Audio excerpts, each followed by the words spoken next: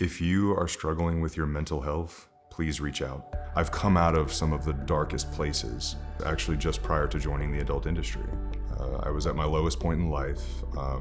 My husband had just left me. I was struggling with alcoholism. Everything that I had built in my life was crashing down around me.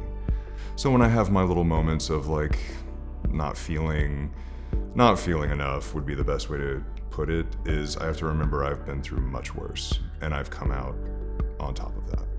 Enough, especially in the LGBTQ community and the adult industry, it means just showing up and being yourself. Being enough is just being yourself.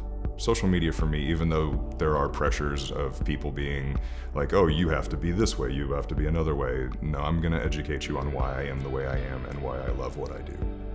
The adult industry and the LGBTQ community, they are some of the most resilient people I have ever met in my life.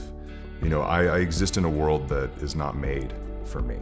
And the LGBTQ community especially, we grew up and we are in a world that is not made for us, and we are still here.